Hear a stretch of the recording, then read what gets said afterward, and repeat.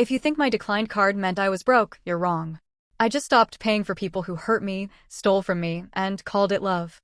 Stick around, because this time, the bill they'll get won't be from me, it'll be from the IRS. Hello my dear YouTube family of Reddit Daily Storybook. Recently my channel got hacked. I lost everything I'd built for years, but I'm not giving up. If you're hearing this, please take a minute to comment. Every word reminds me this community is still alive. Now, let's begin the story. They made me sit by the kitchen at my own stepsister's birthday dinner after I'd just paid the entire restaurant bill. And when my card declined, he backhanded me like I was nothing right in front of everyone.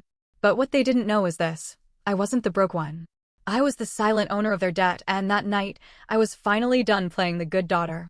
My name is Lena Walsh, and I'm 33. I'm a financial manager at Summit & Crew, a logistics company most people have never heard of, but trust me, they move half the consumer goods in the Northeast. I'm damn good at my job.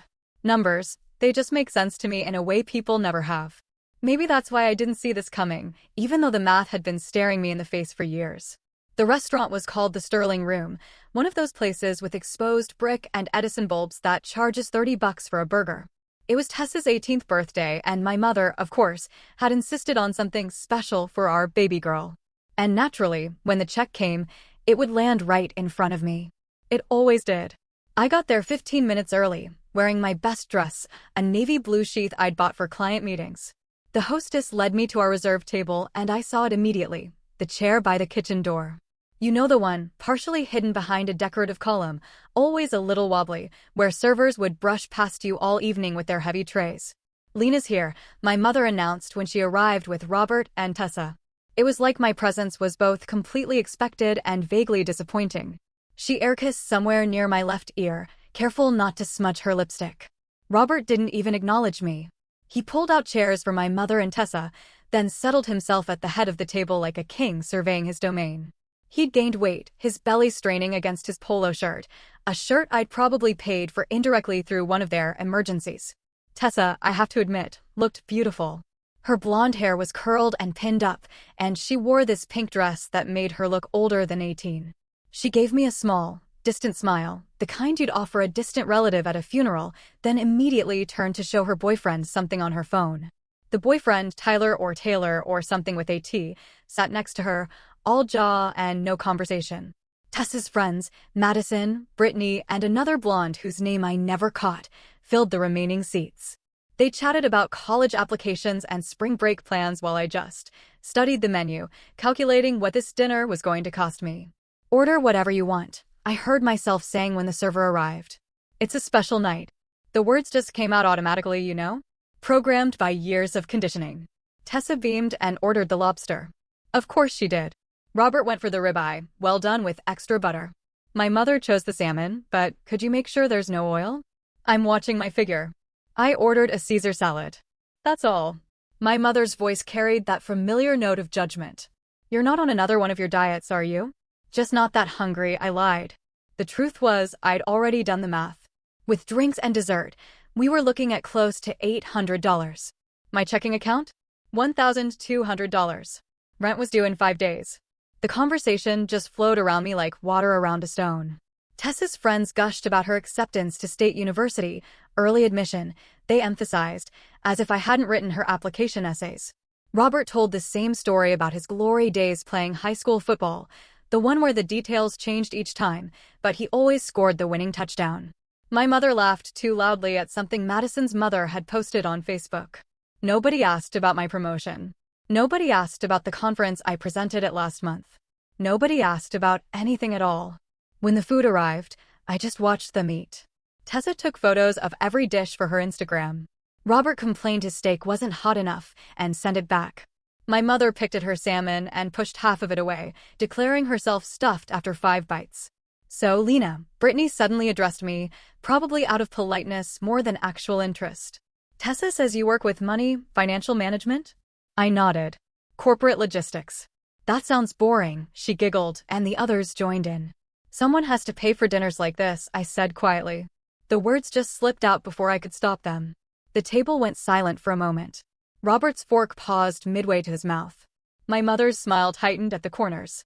Then Tessa laughed, A bright, dismissive sound, and the moment passed. She's always been practical, my mother explained to the girls, as if practicality was a character flaw. Even as a child, always counting her pennies. They ordered dessert.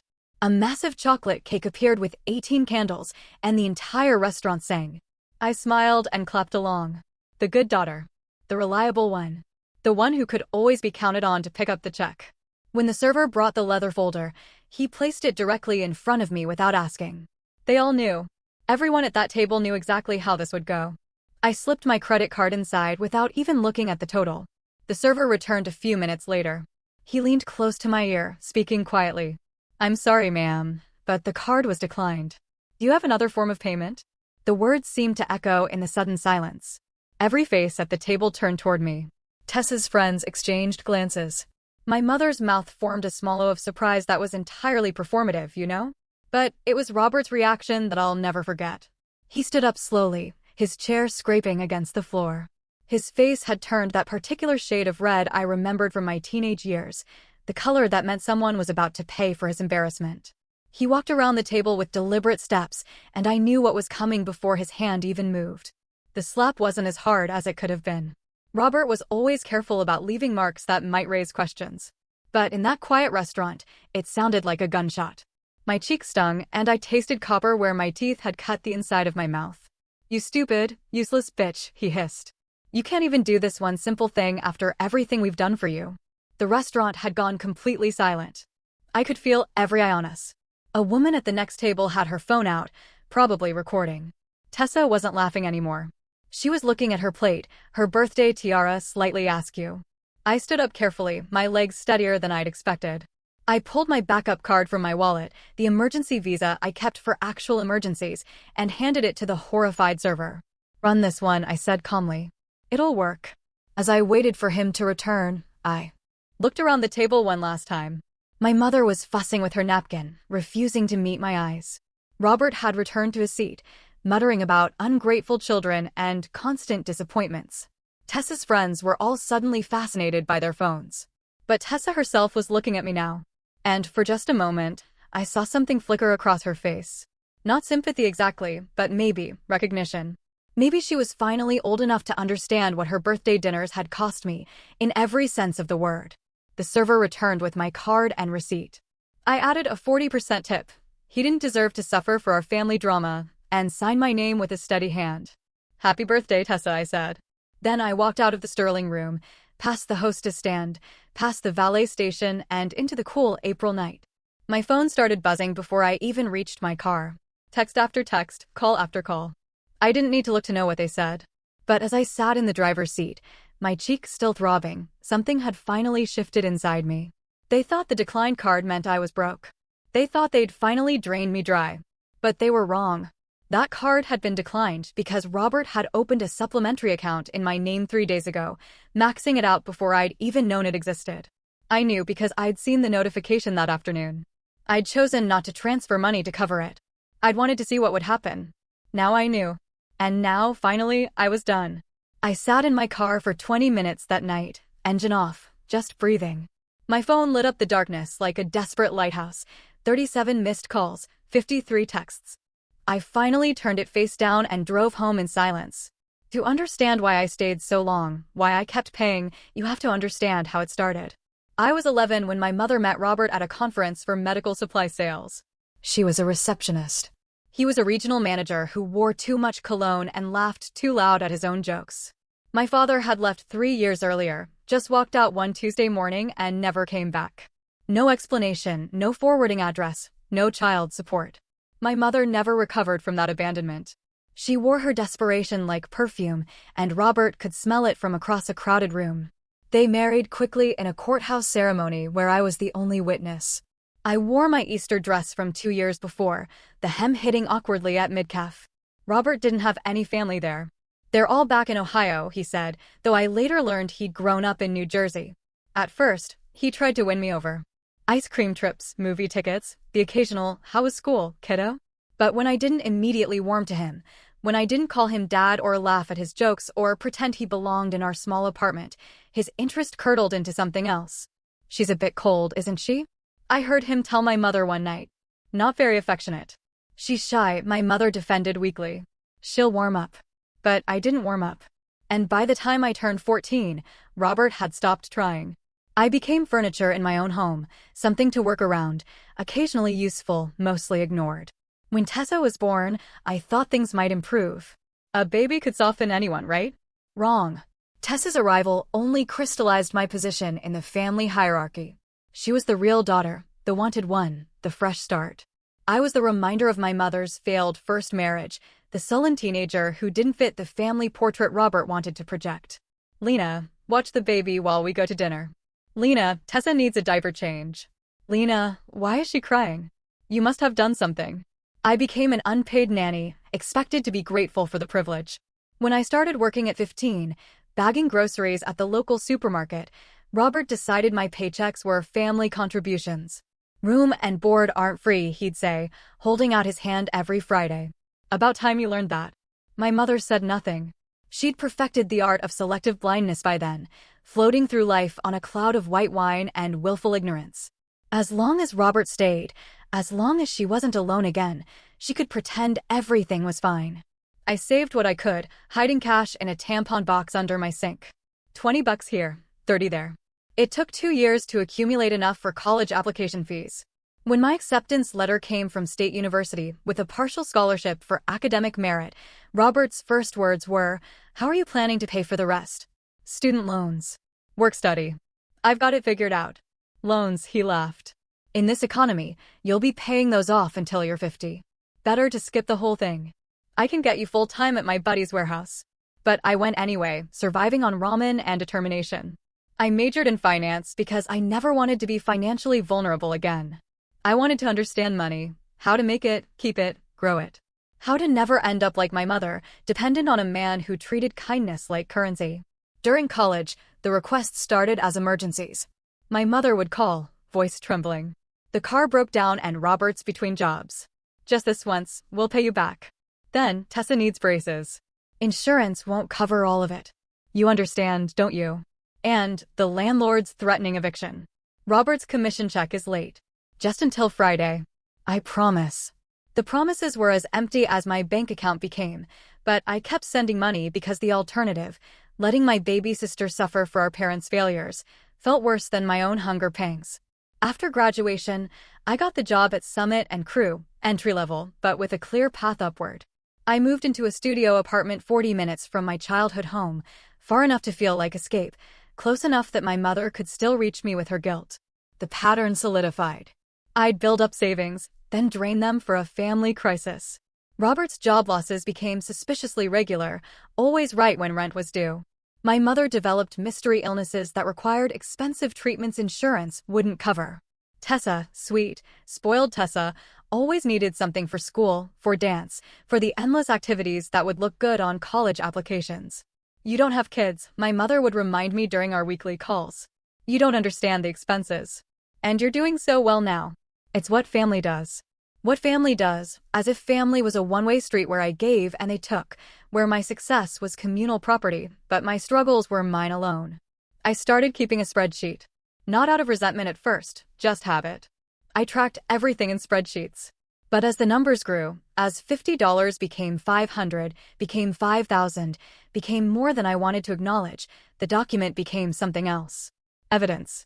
Proof that I wasn't imagining the imbalance. $2,400 for Robert's emergency dental work that turned out to be cosmetic veneers. $3,800 for Tessa's dance competition trips. $15,000 over 3 years for their rent when Robert was between opportunities. $4,500 for my mother's therapy that I later learned was spa retreats. The spreadsheet grew like a tumor. Each line item a small betrayal. But I kept paying because that's what good daughters did. Because Tessa was innocent in all of this. Because my mother would cry and say I was all she had. Because I didn't know how to stop. The thing about financial abuse is that it's so mundane. There's no dramatic music, no obvious villain twirling a mustache. Just a steady drain, like a leak in your roof that you keep meaning to fix until one day you look up and realize the whole ceiling is about to collapse. By my 30th birthday, I was making good money. I'd been promoted twice, had my own office with a window, drove a reliable car. From the outside, I'd made it. Inside, I was hollow. Every raise meant more money for them to request. Every bonus became a family emergency waiting to happen. I dated occasionally, but how do you explain to someone that you can't go on vacation because your mother needs new kitchen cabinets? How do you admit that you're a successful professional who can't say no to people who barely acknowledge your existence until they need something? You'll understand when you have your own family, my mother said when I tried to set boundaries. Blood is blood. But Tessa wasn't my blood. Not fully. And Robert certainly wasn't. Yet somehow I'd become responsible for all of them. The family ATM that never ran empty. 3 months before Tessa's 18th birthday, I finally started therapy. Dr. Marcus, a soft-spoken woman with kind eyes, listened to my story without judgment. "Why do you think you keep giving them money?" she asked during our 4th session. "Because they need it," I said automatically. "Do they? Or do they just want it?" The question haunted me. Need versus want, survival versus comfort, love versus manipulation. What would happen if you said no? Dr. Marcus pressed gently. I couldn't answer because I'd never tried. The fear of their reaction, of being cast out completely, of proving Robert right that I was cold and unloving, it kept me compliant. But that night at the Sterling Room, with my cheeks stinging and the taste of blood in my mouth, I finally had my answer. Saying yes hadn't earned me love or respect or even basic kindness. It had only earned me a seat by the kitchen door and a slap when the well ran dry. They thought I was broke. Let them think it. The truth, that I had $47,000 in savings and excellent credit, would come out soon enough. But not in the way they expected. As I drove home that April night, I wasn't planning revenge yet. I was just done. Done pretending, done paying, done being the family safety net that everyone took for granted. But the universe has a funny way of showing you exactly who people are when you stop being useful to them. And my family was about to show me exactly who they'd always been. The call started at 6 a.m. the next morning. My mother had apparently spent the night crafting the perfect guilt campaign, and she launched it with military precision. "Lena, honey, I'm so sorry about last night. Robert was just stressed about work. You know how he gets. But we need to talk about the bills. The mortgage is due Monday. And with your little stunt at dinner." I hung up. She called back immediately. I let it go to voicemail. "I'm really disappointed in you, Lena, after everything we've done. Raising you, giving you a home. Tessa was in tears all night on her birthday. How could you be so selfish?" Delete. By noon, the messages had evolved from guilt to anger to outright manipulation. Robert left 3 voicemails threatening legal action for theft of services. Apparently, not paying for dinner constituted a crime in his mind. Tessa sent a series of texts alternating between wounded innocence, "I thought you loved me," and teenage nastiness. "Tyler says you're probably just jealous because you're single and bitter." I turned off my phone and went to work. "You look terrible," my colleague Marcus observed when I walked into the Monday morning meeting. "Everything okay?" "Family stuff," I said, and he nodded knowingly. Everyone had family stuff. But my family stuff was about to become more complicated than I'd imagined. When I finally turned my phone back on Tuesday evening, I had 43 missed calls from my mother, 18 from Robert, and 1 from my credit card company. The credit card message was the one that mattered. "This is regarding unusual activity on your account ending in 4458. Please call us immediately." I knew before I called what I'd find. The supplementary card Robert had opened, the one I discovered just before Tessa's dinner, was just the tip of the iceberg. As the patient representative walked me through the recent charges, a picture emerged that was both shocking and sickeningly predictable. $8,000 at a jewelry store the day before Tessa's birthday. $3,200 at Best Buy for what looked like an entire home entertainment system. $5,500 in cash advances. $2,100 at a high-end men's clothing store. All in the past 2 weeks. All on cards I didn't even know existed. "We flagged these as potentially fraudulent," the representative said carefully. "Would you like to dispute them?" "Yes," I said. "All of them. And I need to check if there are any other accounts I don't know about." There were 3 credit cards, a personal line of credit, and this was the one that made my hands shake, an attempt to refinance my car that had only failed because they'd gotten my employment details wrong. 23 years of financial carefulness, of building perfect credit, of sacrificing and saving, and they'd tried to destroy it all in less than a month. I spent the rest of the week on the phone with banks, credit bureaus, and finally, a lawyer named Patricia Hernandez, who specialized in financial fraud. "Family identity theft is more common than you'd think," Patricia said during our first meeting. She was in her 50s with sharp eyes and a no-nonsense demeanor that I found comforting. It's also harder to prosecute because victims often refuse to press charges. They feel guilty. They make excuses. They enable. I'm done enabling, I said. Good, she replied. Then let's talk about your options. As Patricia outlined the legal process, I felt something I hadn't experienced in years: hope. Not for reconciliation. That ship had sailed the moment Robert's hand connected with my face, but for freedom. Real freedom. My mother, meanwhile, had moved to phase 3 of her campaign, recruiting flying monkeys. My phone buzzed with messages from cousins I hadn't heard from in years, all variations on the same theme: your mom is worried sick. Family is everything. Don't you think you're overreacting? My favorite came from Aunt Helen, my mother's sister, who lived in Florida and had borrowed $3,000 from me 5 years ago for a medical emergency that turned out to be a facelift. Your mother says you're having some kind of breakdown. Maybe you should see someone. I was seeing someone. Patricia Hernandez. And she was worth every penny of her $400 hourly rate. The evidence gathering was meticulous. Bank statements going back years. Email chains where my mother casually mentioned my social security number for insurance purposes. Text messages where Robert asked for my banking passwords to help with your taxes. Every red flag I'd ignored, every boundary I'd let them cross, it was all there in black and white. This is good, Patricia said, reviewing my documentation. Really good. But I need to warn you, once we file, there's no going back. This will likely result in criminal charges. I understand. Do you? Because your stepfather could face jail time. Your mother could be charged as an accomplice. Are you prepared for that? I thought about all the dinners I'd eaten alone in my studio apartment, too broke to go out after paying their bills. I thought about the vacations I'd never taken. The relationships that had withered because I was always too stressed about money to be fully present. I thought about the spreadsheet that showed I'd given them $128,000 over 12 years, enough for a house down payment, enough for a better life. Enough for the freedom I'd never allowed myself. I'm prepared, I said. Patricia nodded. Then let's discuss the nuclear option. You mentioned they've been claiming you as a dependent on their taxes. They had. Another discovery from my financial deep dive. For 3 years, Robert had listed me as a dependent to get a larger refund, even though I hadn't lived with them for over a decade. It was tax fraud, pure and simple. The IRS offers whistleblower rewards, Patricia explained. Up to 30% of the recovered amount. Given what you've shown me, we're looking at significant back taxes, penalties, and interest. The number she quoted made me dizzy. It was more than I made in a year. But the money wasn't the point. The point was consequences. For once in their lives, Robert and my mother would face actual consequences. That Friday, 2 weeks after Tessa's birthday dinner, my mother showed up at my office. Security called up to warn me, and I watched on the lobby camera feed as she argued with the guard, her designer purse, one I'd probably paid for, clutched dramatically to her chest. I'm her mother, she kept insisting. This is a family emergency. The only emergency was that their cash cow had finally run dry. I had security escort her out. She left sobbing, mascara running down her cheeks. Several of my coworkers saw the scene, and I felt the familiar burn of embarrassment. But underneath it was something new: relief. That weekend, I went apartment hunting. Not because I needed to move, my studio was fine, but because I could. For the first time in my adult life, I wasn't mentally calculating how much I'd need to keep in reserve for the next family crisis. My money was actually mine.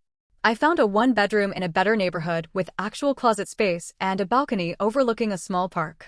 The rent was only $200 more than my studio, but in the past, that would have been $200 I couldn't spare. I'll take it, I told the landlord. While packing, I found the tampon box where I'd hidden cash as a teenager. Inside was $340 in crumpled bills. My escape fund that had never been enough to actually escape. I smoothed out each bill, remembering the shifts I'd worked, the lunches I'd skipped, the freedom I'd dreamed of. Now I had that freedom, but it had come at a price I was still calculating. Tessa texted while I was packing. Mom says you're being AB*******H. Dad might lose his job because of you. Hope you're happy. I stared at the message for a long moment. Dad, she called him Dad. This man who'd stolen from both of us. But she was 18 now, an adult who'd made her choice. She'd sat there and watched him hit me. Had smiled and whispered to her boyfriend like it was dinner theater. I typed back, I am happy. For the first time in years. Good luck at college. Then I blocked her. The moving truck was scheduled for next Saturday. Patricia would file the paperwork on Monday. The IRS would begin their investigation within the month. The wheels I'd set in motion couldn't be stopped now, even if I wanted to stop them. And I didn't want to stop them. That night, in my soon-to-be former studio, I opened a bottle of wine. Good wine, not the cheap stuff I usually bought, and updated my spreadsheet one last time. At the bottom, I added a new column, amount recovered. It was still at 0, but it wouldn't stay that way. For 12 years, I'd paid the price for their love. Now, it was time for them to pay it back. With interest. Moving day came with an unexpected spectator. I was carrying boxes down to the truck when I spotted Robert's silver Lexus, the one I'd co-signed for 2 years ago, parked across the street. He sat behind the wheel, watching me with a kind of focused intensity that made my skin crawl. I ignored him and kept loading boxes. 20 minutes later, my mother joined him in the passenger seat. They sat there for 3 hours, occasional cigarette smoke drifting from Robert's cracked window, as if their presence alone might guilt me into stopping the move. Dropping the charges. Resuming my role as the family ATM. My new apartment building had better security. A doorman, key card access, cameras in the lobby. It cost more, but Patricia had advised me to upgrade my safety measures. People get unpredictable when money's involved, she'd warned, especially family. The legal papers were served the following Monday. Patricia had suggested having them delivered to Robert's workplace for maximum impact and to ensure he couldn't claim he never received them. I wasn't there to see his face, but I heard about it later from a former coworker who still talked to someone at Robert's company. He went ballistic, she told me over coffee, screaming about ungrateful children and conspiracies. Security had to escort him out. He's on administrative leave pending investigation. The investigation was the key. Once banks and credit companies know fraud is involved, they dig deep. Every suspicious transaction, every forged signature, every lie comes to light. And Robert had been sloppy, arrogant in his certainty that I'd never fight back. My mother tried a different approach. She started sending emails, long rambling messages that alternated between nostalgic memories and veiled threats. Remember when you were 7 and had pneumonia? I stayed up all night with you, putting cold washcloths on your forehead. I never left your side. Your father left us with nothing. Robert saved us. He took us in when no one else would. You're destroying our lives. Tessa won't even come out of her room. She might not go to college now because of you. I know where you work. I know your routines. You can't hide forever. I forwarded every email to Patricia. Documentation was everything. Now, the financial forensics revealed more than even I had expected. Not only had Robert been stealing from me, he'd been running similar scams on 2 elderly neighbors, convincing them to add him to their accounts to help with bills. He'd taken one for $15,000, the other for $22,000. This changes things, Patricia explained. With multiple victims, the DA will defin. Lightly pursue criminal charges. Elder financial abuse is a felony. I felt sick. How many others had there been? How many people had Robert charmed and robbed while I was enabling him by covering his family expenses? 3 weeks into the legal process, I experienced my first real victory. The credit bureaus removed all the fraudulent accounts from my report. My score, which had plummeted to 580, jumped back to 745. It was just numbers on a screen, but I cried when I saw it. Years of careful building, destroyed in weeks, now restored with the stroke of a judge's pen. The restraining order came next. After the emails escalated and Robert was caught on my new building's cameras trying to talk his way past the doorman, Patricia fast-tracked the protective order. The hearing was the first time I'd seen my mother since she'd shown up at my office. She'd aged 10 years in a month. Her usually perfect hair hung limp. Her designer clothes were replaced with an ill-fitting pantsuit. She wouldn't look at me, keeping her eyes fixed on her lawyer, a public defender, since they couldn't afford Patricia's equivalent. Robert wasn't there. He'd been arrested the night before on the elder fraud charges and was sitting in county jail, unable to make bail. Without my income or the money he'd stolen, they were broke. Your Honor, my mother's lawyer began. My client is this young woman's mother. Surely a restraining order between parent and child is excessive. Your client, the judge interrupted, reviewing the file, is named as an accomplice in multiple counts of identity theft and fraud. The emails submitted show a clear pattern of harassment and escalating threats. The order is granted. 500 feet. They couldn't come within 500 feet of me, my home, or my workplace. It was a circle of safety, legally enforced. As we left the courthouse, my mother finally looked at me.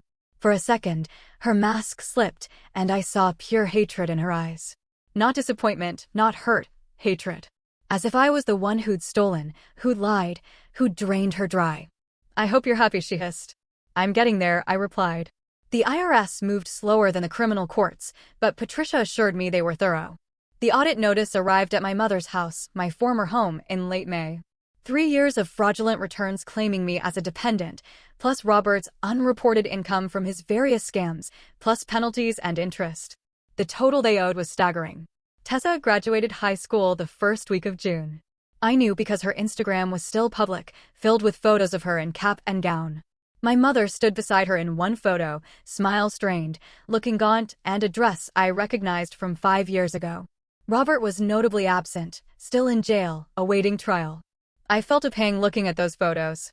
Tessa looked young, scared beneath her smile. College was probably off the table now. At least the expensive state school she'd planned on. Community college and student loans would be her reality, the same reality I'd faced at her age, but for different reasons. Part of me wanted to reach out to offer, what, money? I almost laughed at the thought. The cycle trying to perpetuate itself already. No. Tessa had made her choice that night at the restaurant. She'd have to live with the consequences, just like I had. My therapy sessions with Dr. Marcus became a lifeline during this period. You're grieving, she observed during one session. Not for who they were, but for who he wanted them to be. She was right. I mourned the mother who'd never existed, the one who would have protected me instead of serving me up to keep her husband happy. I mourned the sister who might have been, if she hadn't been taught from birth that I was the hired help. I even mourned the life I might have had. The savings, the travel, the peace of mind, if I hadn't spent 12 years lighting myself on fire to keep them warm. Work became my refuge. I threw myself into projects, stayed late, volunteered for presentations. My boss, Sarah, noticed the change. You seem different, she said during my quarterly review. More confident, more present. I've had some personal changes, I admitted. Well, whatever you're doing, keep it up. We're promoting you to senior manager. The pay increase was substantial. The number she quoted was more than I'd ever made. More than Robert had ever made, even with his inflated claims about his sales prowess. I signed the paperwork with hands that barely shook. That night, I went out to celebrate alone, but not lonely. I sat at the bar of an upscale restaurant, the kind of place I'd never have gone before, too worried about saving money for the next family emergency, to eat a good steak and better wine. Celebrating something? The bartender asked. My independence, I said, raising my glass. He smiled and poured himself a shot of water. To independence. We clinked glasses, and I felt something I hadn't experienced in years. Pure, uncomplicated joy. No guilt attached, no worry about what it would cost me later. Just happiness, clean and bright as the wine in my glass. The emails from my mother had stopped after the restraining order. But others had taken up the cause. Distant relatives, family friends, even my old high school guidance counselor reached out. All with versions of family is everything and you'll regret this someday. I didn't respond to any of them. They hadn't been there for the midnight calls about money. They hadn't watched my bank account drain month after month. They hadn't felt the sting of Robert's hand or the weight of my mother's calculated blindness. Let them judge. I was done explaining myself to people who'd already chosen their side. Patricia called with updates regularly. Robert's public defender was trying to plea bargain, but with multiple victims and a clear pattern of fraud, the DA wasn't interested in deals. Trial was set for September. You'll need to testify, Patricia warned. Are you ready for that? Was I? To sit in a courtroom and detail 12 years of financial abuse? To look Robert in the eye and tell the truth he'd always denied? To watch my mother's face as I explained how they'd systematically destroyed my trust along with my credit? I'm ready, I said. And I was. The week before the trial, I had an unexpected visitor at work. Tessa stood in the lobby, looking smaller than her 18 years in a sundress I didn't recognize. Security called up, and I debated refusing to see her, but curiosity won. We met in the public cafe on the ground floor, safe, neutral territory, with plenty of witnesses. You look good, she said, fidgeting with her iced coffee. The promotion suits you. How did you know about that? LinkedIn. I've been keeping track. We sat in silence for a moment. Up close, I could see this dress in her face, dark circles, bitten nails, the kind of thinness that comes from anxiety rather than diet. Why are you here, Tessa? I wanted to say, I'm sorry. About the restaurant. About everything. I waited. Sorry was a start, but it wasn't enough. I've been thinking, she continued, about all those years you were always there, always helping. And I just took advantage. She flinched, but nodded. Mom says you're being vindictive, that you're trying to destroy us, but I've been going through old photos, old emails. You paid for everything, didn't you? My dance classes, my school trips, even my prom dress. Yes. Why? It was such a simple question, but the answer was complicated. Because you were a kid. Because it wasn't your fault. Because I thought if I gave enough, eventually I'd get something back. Love. Respect would have been enough. She started crying then, ugly sobs that drew stares from other patrons. I handed her napkins and waited. I'd cried enough of my own tears. I could weather hers. I testified yesterday, she said when she could speak again. For the prosecution. About the birthday dinner. About things I overheard.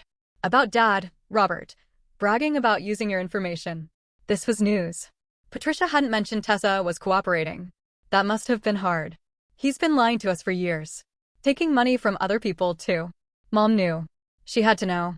Tessa wiped her eyes. I got into state university, but I can't go. No money, and no one will co-sign loans because of all this. I'm taking a gap year, working at Target. The old me would have offered to help. Would have reached for my checkbook to fix it, to ease her pain. But I kept my hands folded on the table. Community college is a good option, I said instead. That's where I started. Transfer after 2 years. It's cheaper, and you'll get the same degree. You're not going to help me. It wasn't a question. And I respected her more for not making it one.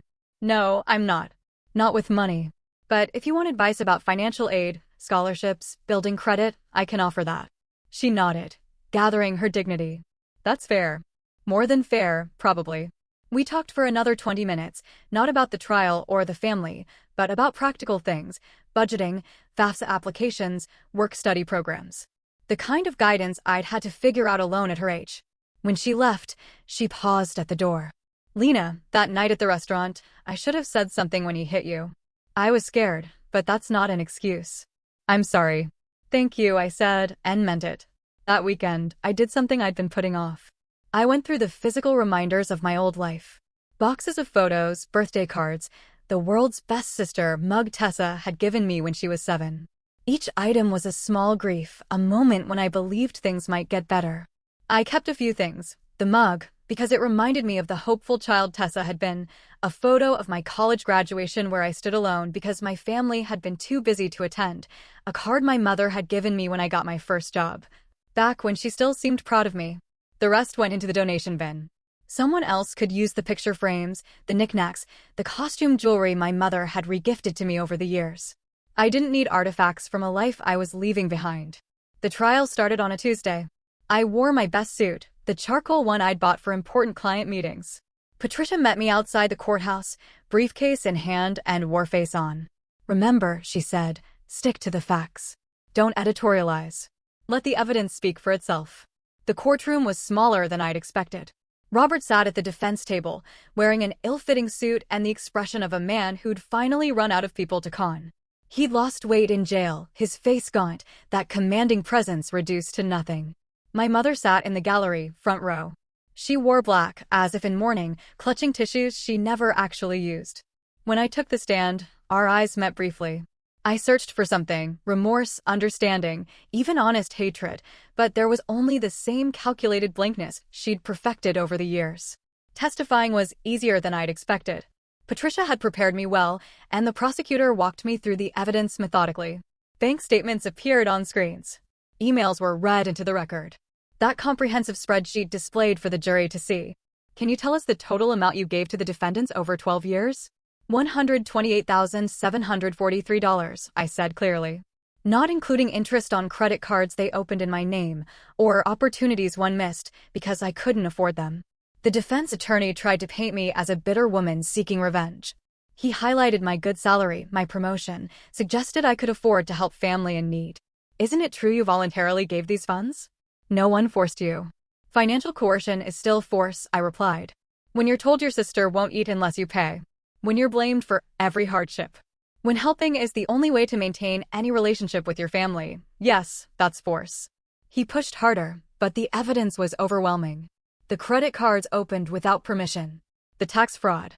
The elderly neighbors Robert had robbed. It painted a picture of systematic, deliberate crime.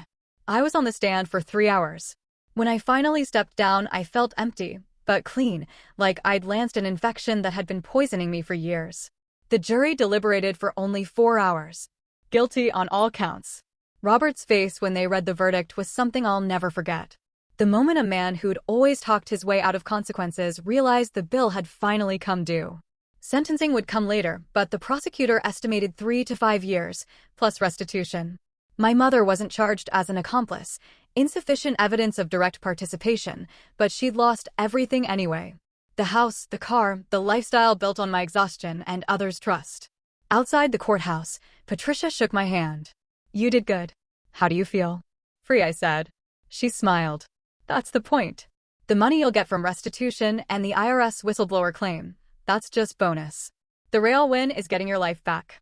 That night, I sat in my apartment, my safe, quiet apartment, and opened a bottle of champagne. I'd bought it the day I filed charges, saving it for this moment. The cork popped with a satisfying sound, and I poured a glass, toasting to no one but myself. My phone sat silent on the counter. No guilt trip calls, no emergency texts, no demands disguised as requests. Just peaceful, blessed silence.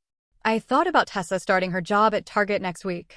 About my mother probably staying with one of those relatives who'd said family was everything. About Robert sitting in a cell, no one left to manipulate. They'd all made their choices. Now they were living with them. And for the first time in my adult life, so was I, September arrived with the kind of perfect autumn weather that made everything feel possible. I'd been living in silence for 3 weeks. No family drama, no crisis calls, no emotional manipulation disguised as love. Just the normal rhythm of work, sleep, and slowly learning who I was without the weight of other people's expectations. Then Patricia called with news that would change everything.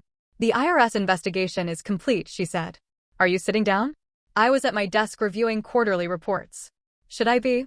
The whistleblower claim was approved. With back taxes, penalties, and interest from 3 years of fraudulent returns, plus unreported income from Robert's various schemes, the total recovery is $247,000. Your portion is 30%. I did the math automatically, $74,100. Not a fortune, but more than I'd ever had at once. More than I'd given them in some years. There's more, Patricia continued. The criminal restitution hearing is next week. The judge will order Robert to repay what he stole, including the elderly neighbors. You're first in line as a creditor. How much from the fraudulent credit cards and identity theft? $31,000. Whether you'll ever see it is another question, but it'll follow him for life. No bankruptcy discharge for criminal restitution. After I hung up, I sat staring at my computer screen. The numbers meant less than I'd expected. What mattered was what they represented. Validation. Proof that I wasn't crazy, wasn't selfish, wasn't the ungrateful daughter they'd painted me as. The system had looked at the evidence and sided with me. That weekend, I did something I'd been afraid to do for months. I checked Tessa's social media. Her Instagram had gone private, but her LinkedIn was public. She'd started at Target, but her profile also mentioned weekend classes at community college, business administration major. I felt a flicker of pride. She was figuring it out the hard way, like I had. My mother's Facebook was still public, probably because she didn't know how to change the settings. The carefully curated life was gone. No more restaurant check-ins or shopping hauls. The most recent post was a shared article about forgiveness, with her comment, "Some people can hold grudges forever. I choose love and light." The comments below were a masterclass in enabling. Stay strong, Linda. Family troubles are so hard. Prayers. Your daughter will regret this one day. I almost laughed. Love and light, but only when it didn't cost her anything. The restitution hearing was brief. Robert appeared in an orange jumpsuit, shackled at the wrists and ankles. The federal charges meant he'd been transferred to a higher security facility. He kept his eyes down as the judge read the order, $31,000 to me, $37,000 total to the elderly neighbors. Payment plans to begin upon release. My mother wasn't there. Small mercies. October brought unexpected changes. Sarah, my boss, pulled me into her office for a conversation I didn't see coming. We're opening a new branch in Chicago, she said. I want you to run it. Full relocation package, significant salary increase, and a chance to build your own team. Chicago. 800 miles from here. From them. From every restaurant and street corner that held memories I wanted to forget. When do you need an answer? Take a week. This is a big decision. But it wasn't really. I accepted the next day. The move happened fast. The company hired professional packers, arranged temporary housing, even flew me out for a long weekend to look at apartments. I chose a high-rise with floor-to-ceiling windows and a view of Lake Michigan. It cost 3 times my old studio, but I could afford it now, not just financially, but emotionally. I deserved nice things. I deserved a view. My last week in town, I had one final visitor. Dr. Marcus had agreed to see me for an extra session before I transferred to a colleague in Chicago. "How are you feeling about the move?" she asked. Relieved. Excited. A little guilty. Guilty for being happy? For not feeling worse about how things ended? Shouldn't I be grieving more?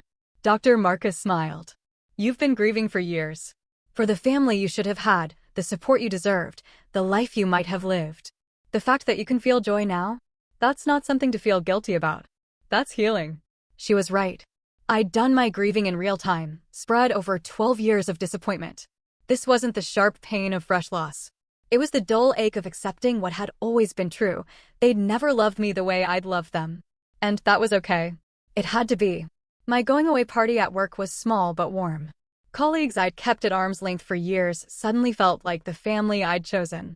They gave me a Cubs jersey and a deep-dish pizza cookbook, joking that I'd need to learn the local customs. Marcus from accounting pulled me aside. "I'm glad you're getting out," he said quietly. "Fresh starts are underrated. Speaking from experience, left my entire family in Texas 10 years ago. Best decision I ever made. Blood doesn't make family. Choice does." The night before my flight, I did a final check of my old apartment. Everything was gone except the echo of my footsteps on hardwood floors. I stood at the window where I'd watched my mother and Robert in their car that day, trying to intimidate me into compliance.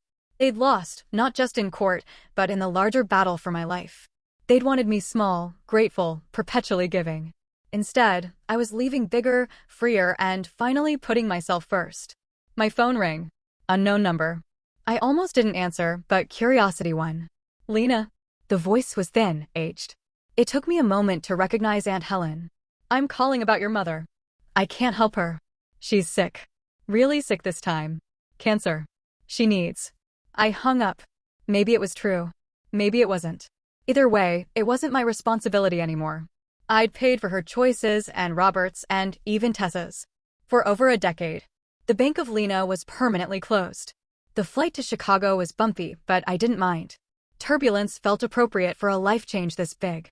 I pressed my face to the window as the city appeared below, massive, sprawling, full of possibility.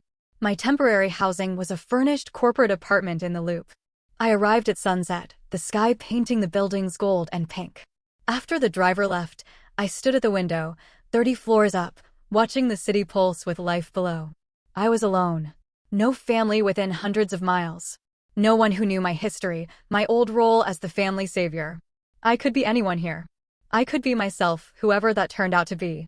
That night, I ordered Thai food from a place down the street. When the delivery guy asked if I was new to the building, I said yes. "Welcome to Chicago," he said with a genuine smile. "You're going to love it here." As I ate my pad thai in my corporate apartment, surrounded by boxes and possibility, I thought about the IRS check that would arrive soon. About the job that started Monday.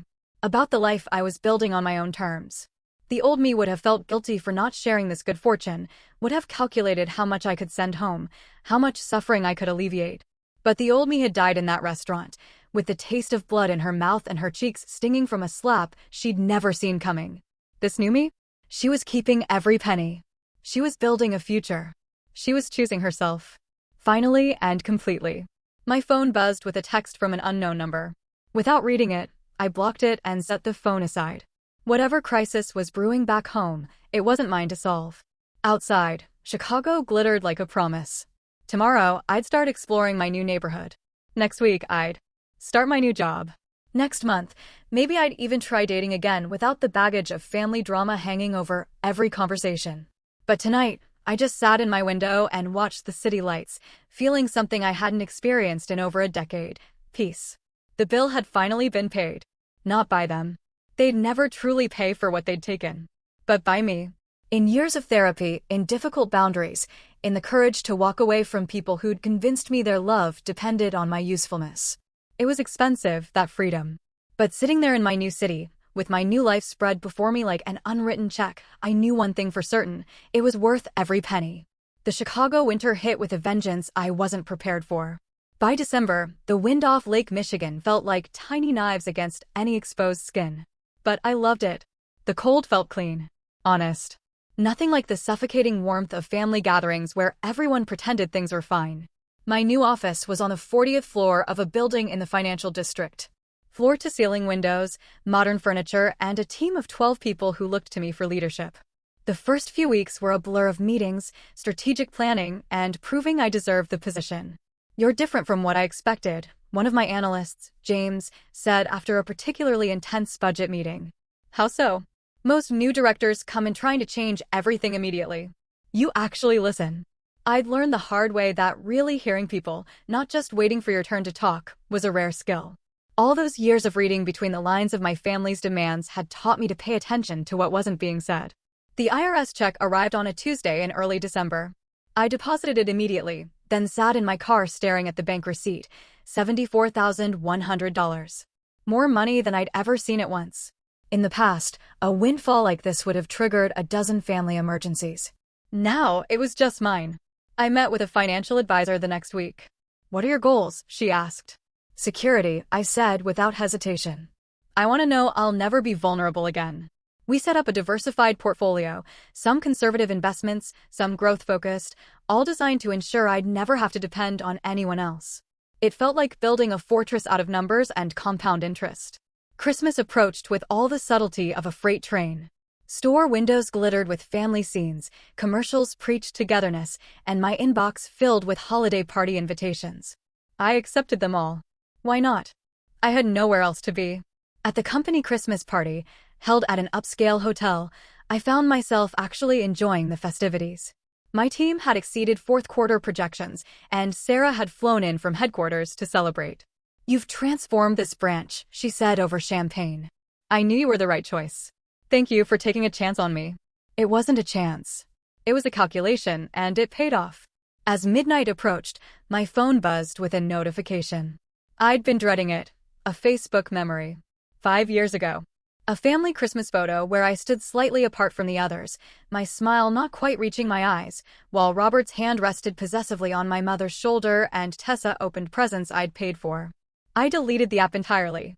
Some memories weren't worth keeping. January brought something unexpected, a letter forwarded from my old address. The handwriting on the envelope was shaky but familiar. Inside, a single sheet of notebook paper. "Lena, I'm writing this from Springfield Women's Correctional. Got 18 months for check fraud. Guess Robert wasn't the only one who got caught. I know you won't read this, but I need to say it anyway.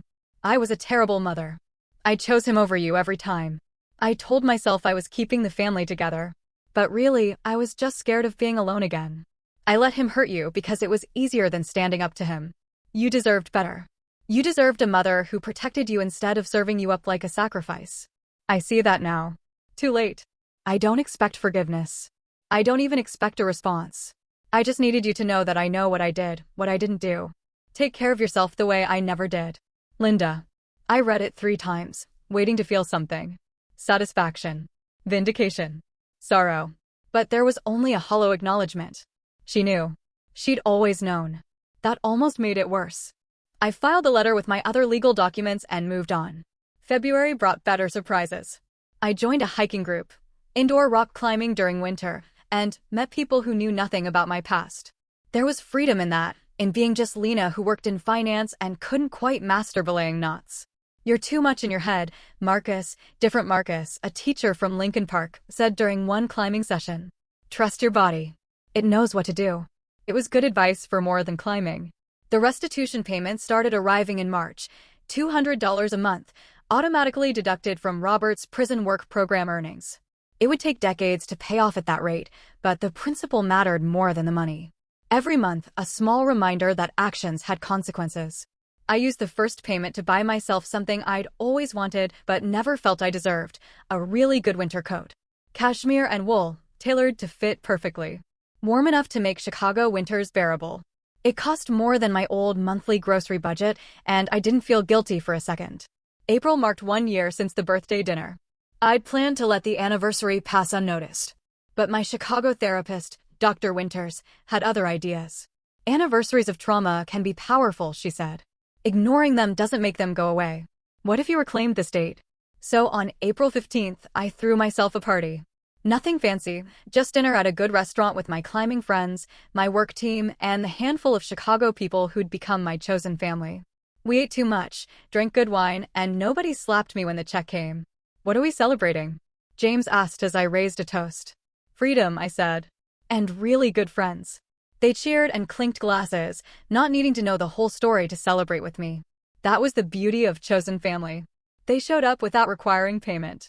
As I walked home that night, slightly tipsy and genuinely happy, my phone rang.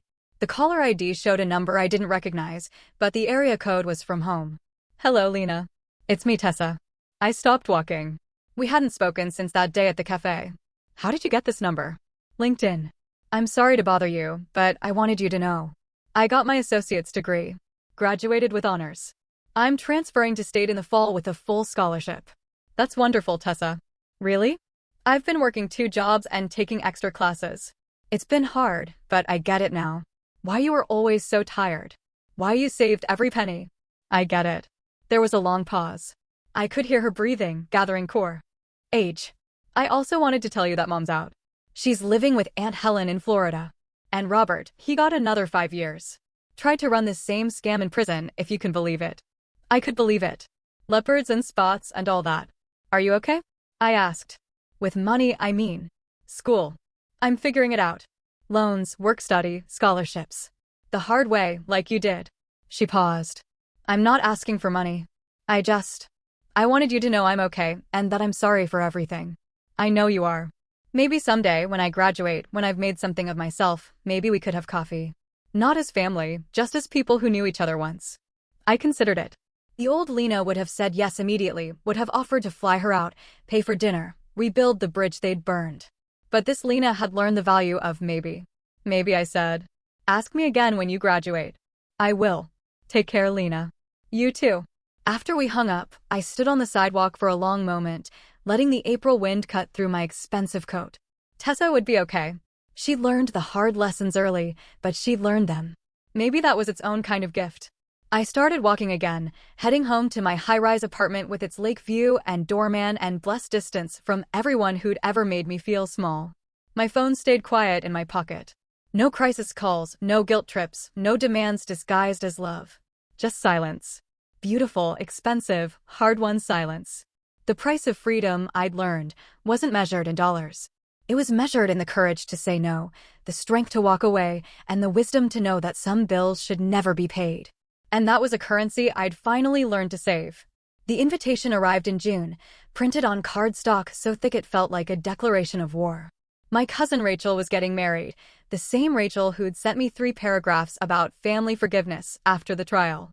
The same Rachel who'd borrowed $500 for textbooks and never mentioned it again.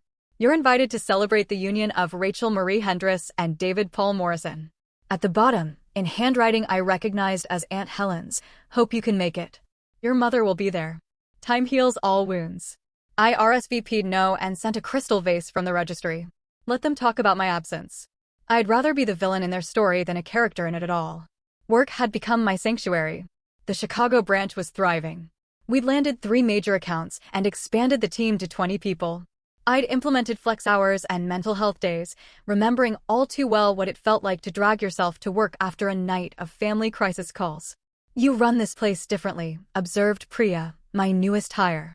Like you actually care if we're okay. Because I do, I said simply. Burnt-out employees don't do good work. Take care of yourselves first. The irony wasn't lost on me. I was giving my team the consideration I'd never given myself. July brought unexpected news through LinkedIn. Robert's company, his former company, had gone under. Turns out he'd been running similar scams there, inflating sales numbers and skimming from expense accounts. The investigation had uncovered years of fraud. Several employees had lost their retirement savings, invested in company stock. I felt sick reading about it. How many red flags had I missed? How many victims had there been while I was enabling his lifestyle? Patricia called that afternoon. Saw the news. You okay? I keep thinking about all those people he hurt while I was paying his bills. Stop. His choices aren't your responsibility. You were a victim, too. I know. It's just survivor's guilt. Common in financial abuse cases. The question is, what are you going to do with it? What I did was donate $10,000 to a financial literacy program for young adults aging out of foster care. Kids who, like me at 18, had no one to teach them about credit scores and compound interest and the danger of family members who saw them as ATMs. It wasn't penance. It was purpose. August in Chicago meant street festivals and outdoor concerts. I developed a routine: farmers market on Saturdays, yoga on Sundays, dinner with friends at least twice a week. It was the life I'd imagined during all those nights eating cereal alone, too broke for real groceries after paying their rent. One evening at a rooftop bar with my climbing group, Marcus asked about my family. They know we're estranged. I'm sorry. I'm not. The words came out sharper than intended. Sorry. It's just, not every family is worth keeping. Amen to that, said Julia, raising her beer. I haven't talked to my dad in 6 years. Best decision ever. The conversation shifted to other topics, but I felt something ease in my chest. Here were people who understood that sometimes walking away was the healthiest choice. That DNA didn't obligate you to endless sacrifice. The call came at 2 a.m. on a Tuesday in September. My phone rang 3 times before I answered, groggy and disoriented. Miss Walsh, this is Mercy General Hospital. You're listed as Linda Walsh's emergency contact. My mother. Of course, I was still her emergency contact. Of course, she'd never updated it. What happened? She's had a heart attack. She's stable, but asking for you. I sat up, fully awake now. She's in Florida. No, ma'am. She's here in Chicago. Arrived yesterday, apparently. The floor felt unsteady beneath my feet. She'd come here. To my city. My safe space. I'll be there in the morning. She's quite insistent. Morning, I repeated, and hung up. I didn't go back to sleep. Instead, I sat at my window, watching the sunrise paint Lake Michigan gold and pink. She'd had a heart attack. She was alone. She was asking for me. Old patterns whispered. Asterisk, go now. She needs you. What if she dies? You'll never forgive yourself. Asterisk, but Dr. Winters had taught me to examine those whispers. Whose voice was that? Not mine. It was the voice of a 14-year-old who'd been trained to drop everything for family emergencies. The voice of a 20-something who'd skipped meals to pay their bills. I went to work first, handled 2 meetings, responded to emails, ate a proper lunch. Only then did I drive to the hospital. She looked smaller in the hospital bed. Older. The designer clothes replaced by a hospital gown, the perfect hair now gray at the roots. Without her armor of appearance, she was just a frightened woman who'd built her life on a foundation of other people's money. You came, she whispered. The hospital called. I mean, to Chicago. I've been here 3 days, working up the courage to contact you. Why? She closed her eyes. Helen kicked me out. Said she couldn't afford me anymore. Imagine that. Can't afford me. What do you want, Mom? I don't know. To see you. To explain. To ask. She stopped herself. Even now, even like this, she couldn't quite bring herself to ask directly. I'm not giving you money. I know. I'm not letting you stay with me. I know. Then what? She opened her eyes, and for the first time in my life, I saw her clearly. Not the victim she'd always played, not the enabler she'd become, but the frightened woman who'd chosen security over her daughter and lived to regret it. I wanted to see who you became without us. And you. She gestured weakly at my suit, my posture, the confidence I wore like armor. You're magnificent. I just wanted you to know that I see it. What you built, what you became despite us. I stayed for an hour. We didn't reconcile. There was no tearful forgiveness, no promises to do better. Just 2 women who'd shared a house once, talking carefully around the crater between them. Before I left, I did one thing. I updated her emergency contact to Aunt Helen and left my business card with the floor nurse. If she can't pay, I said quietly, bill me for the difference. Just this once, just the hospital. The nurse nodded. She'd seen this dance before. I drove back to my office slowly, working through what I felt. Not guilt, not obligation. Something cleaner. The ability to help without hurting myself, to give from surplus, not survival. That evening, I called Patricia. I saw her. My mother. She's in the hospital. How was it? Like visiting someone I used to know. Like closure. Good. That's good, Lena. After we hung up, I pulled out the leather journal Dr. Winters had suggested I keep. I wrote, today I learned the difference between helping and enabling. One comes from strength, the other from fear. I spent 12 years operating from fear. Today, just for today, I chose strength. My phone buzzed with a text from an unknown number. Without reading it, I deleted it. Whatever crisis was brewing now, whoever needed what, it would have to wait.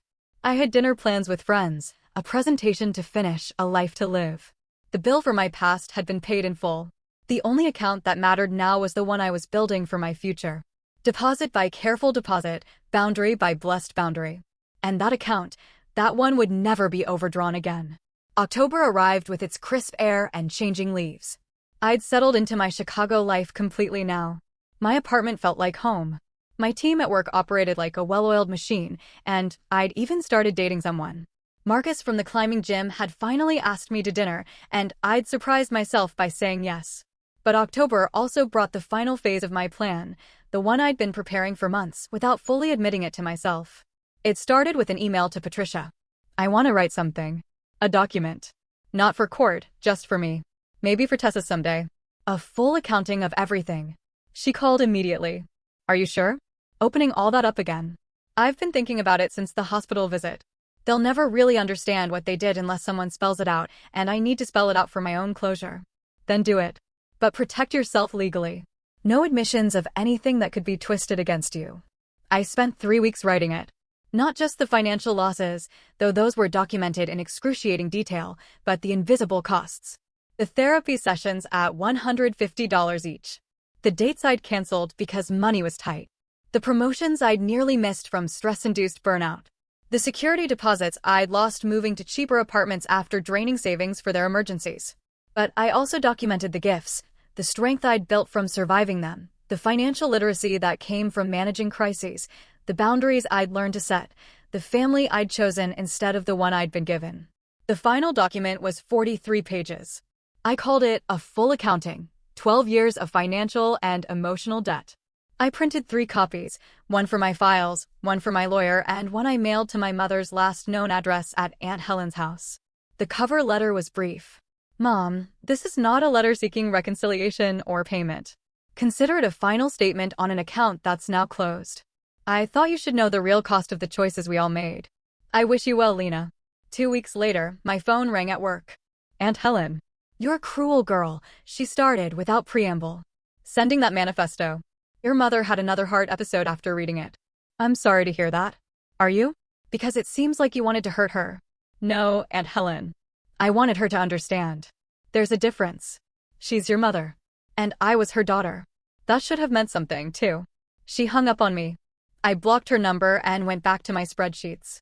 That weekend, clearing out old boxes in my storage unit, I found something I'd forgotten. A birthday card from my 16th birthday. Inside, in my mother's handwriting, to our responsible girl, what would we do without you? I used to think it was praise. Now I saw it for what it was, a cage built from words, designed to keep me useful and compliant. I threw it away. November brought surprising news. Tessa had started a blog about her college journey as a first-generation, self-funded student. She wrote about working overnight shifts at Target, studying in break rooms, the shame and pride of food stamps. She never mentioned me by name, but in one post she wrote, I had someone once who sacrificed everything for our family. I watched them pour their life into a bucket with no bottom. I thought that was love. Now I know love doesn't require you to set yourself on fire to keep others warm. I'm learning to build my own heat. I read it 3 times, then closed my laptop. She was learning. Maybe that was enough. The IRS settlement check had been earning interest, but I finally decided what to do with part of it. I established a scholarship at my old state university, the Walsh Financial Independence Fund. $25,000 to start, with plans to add more each year. For students escaping financial abuse or supporting themselves after family estrangement. The first recipient was chosen in December, Maria Santos, 19, working full-time while studying accounting after her parents kicked her out for refusing an arranged marriage. No one ever believed I could do this alone, she said when we met for coffee. This scholarship, it's not just money. It's someone saying they believe in me. I do, I told her. And you're not alone. Christmas Eve found me at Marcus's apartment, helping him cook for a gathering of what he called orphan friends, people who, for various reasons, weren't with biological family for the holidays. The apartment smelled like cinnamon and roasting vegetables. Laughter spilled from the living room where someone had started a board game. You okay? Marcus asked, noticing me staring out the window. First Christmas completely apart from them. Second, actually. Last year, I was too angry to feel much. This year. I turned back to him. This year, I'm just grateful. He kissed me then, tasting like the wine we'd been testing for the mulled cider. It was warm and safe and uncomplicated. Everything my old life hadn't been. The dinner was chaotic and perfect. 12 people crowded around a table meant for 6, sharing dishes from their various cultures, telling stories that didn't require careful editing. When someone asked about family traditions, I talked about the scholarship fund, about building new traditions based on lifting others up instead of tearing yourself down. That's beautiful, said Claire, who'd fled a cult in Utah, turning pain into purpose. Still working on it, I admitted. Some days are harder than others. The hard days mean you're human, Marcus said, squeezing my hand under the table. Not that you're failing. After dinner, after the games and gifts and 3 rounds of dessert, I helped with dishes. Through the kitchen window, I could see snow starting to fall. My phone had been silent all day. No guilt trips, no manufactured emergencies, no emotional manipulation wrapped in holiday wishes. Just peace. The next morning, Christmas Day, I did receive one text from Tessa. Merry Christmas, Lena. Thank you for showing me what it costs to save everyone but yourself. I'm learning to save myself first now. Maybe that's the best gift you ever gave me. I didn't respond, but I saved the message. Proof that sometimes the best thing you can do for someone is show them what not to do. Proof that breaking cycles matters, even when it hurts. That afternoon, I sat in my apartment with hot chocolate and a book, watching snow blanket the city. My bank account was healthy. My credit score had fully recovered. My heart was learning to trust again. The spreadsheet documenting what I'd given my family sat in a filing cabinet, closed and final. But I'd started a new spreadsheet. This one tracking what I was building, retirement savings, investment returns, charitable donations, the scholarship fund growth. Numbers that represented not what I'd lost, but what I was creating. My phone rang. Unknown number. Chicago area code. I almost didn't answer, but something made me pick up. Lena Walsh. The voice was unfamiliar. Elderly. This is Dorothy Chan from Mercy General Billing Department. I'm calling about your mother's account. My stomach dropped. Had she run up more bills? Found another way to. We wanted to thank you, Dorothy continued. Your mother informed us yesterday that she secured Medicaid and disability benefits. She also wanted us to know she won't be using you as a financial guarantor anymore. She was quite insistent we remove you from all paperwork. I sat down slowly. She did. Yes, dear. She said, and I quote, my daughter has paid enough. We don't often get that kind of clarity from patients about financial responsibility. I thought you should know. After I hung up, I stood at my window for a long time watching the snowfall. Maybe people could change. Maybe understanding came too late to repair relationships, but just in time to stop perpetuating damage. Maybe that was its own kind of redemption. I wouldn't be reaching out, wouldn't be reopening doors I'd fought so hard to close, but for the first time, I could wish her well and mean it. Not because she deserved it, but because carrying anger was just another kind of bill I didn't want to pay anymore. That evening, I wrote the last entry in my journal for the year. They say the best revenge is living well. But it's not revenge at all. It's freedom. Freedom to choose your own debts, your own investments, your own returns. Today, my portfolio is diverse. Financial security, chosen family, purposeful work, quiet peace. The market value, incalculable. The ROI, finally positive. Outside, Chicago glittered under fresh snow, and I was warm. 3 years later, I stood in the conference room of a downtown hotel, adjusting the microphone one last time. The Financial Independence After Abuse workshop was sold out. 50 attendees, all women, who'd found themselves trapped in cycles of financial exploitation by family members. My name is Lena Walsh, I began, and I spent 12 years and $128,000 trying to buy love that was never for sale. The room was silent, but I could see the recognition in their eyes. These were my people, the ones who'd been trained from childhood that their worth was measured in their usefulness, their love in their financial output. I told my story without euphemism, the birthday dinner, the slap, the credit fraud, the court cases. But more importantly, I told them about the after, the therapy, the boundaries, the slow rebuild of both credit score and self-worth. The hardest part wasn't the money, I said. It was accepting that the family I kept trying to save was never going to save me back.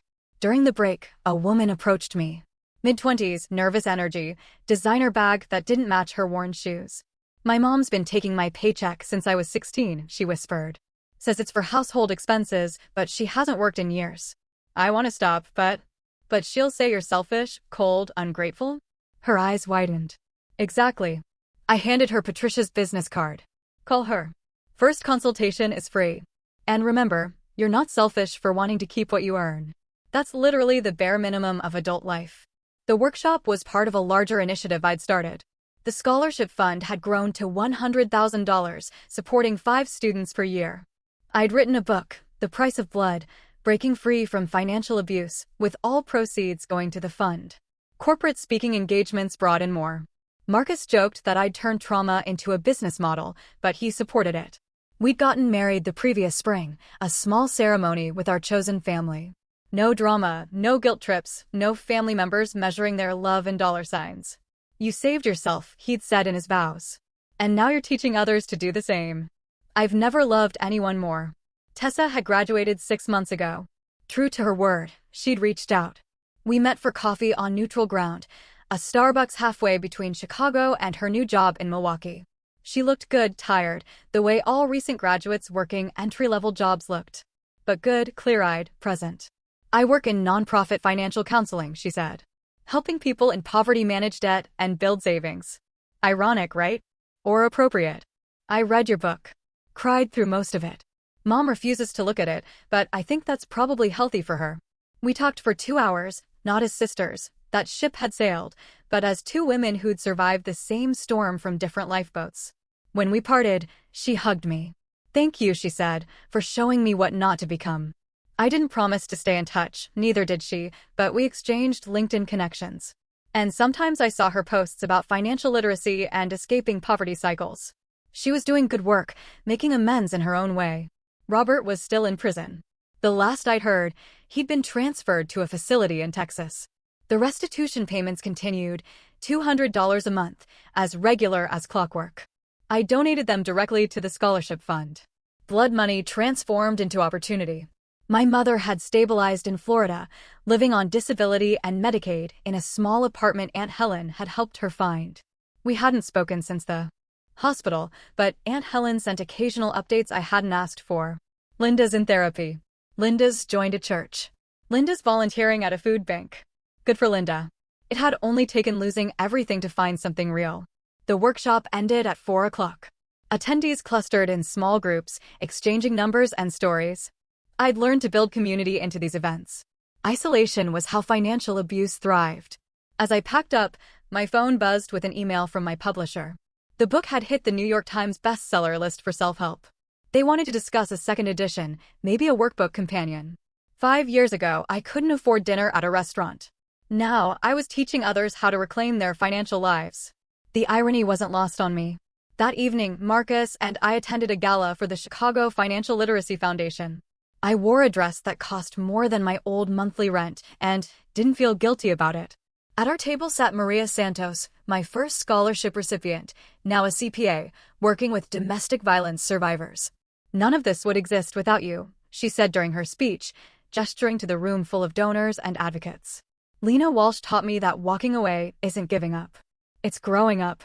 But I knew better. It would have existed without me, in some form, because there were too many of us. The family ATMs, the emotional punching bags with good credit, the daughters and sons who confused exploitation with love. Someone would have built this. I just happened to be the one with the spreadsheets and the anger and the good lawyer.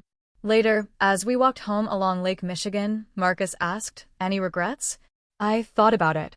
About birthdays spent alone, and Christmases I'd missed, and a mother who'd chosen a con man over her daughter. About a sister who might have been in a different life. About $128,000 that could have been house payments or vacations or simple security.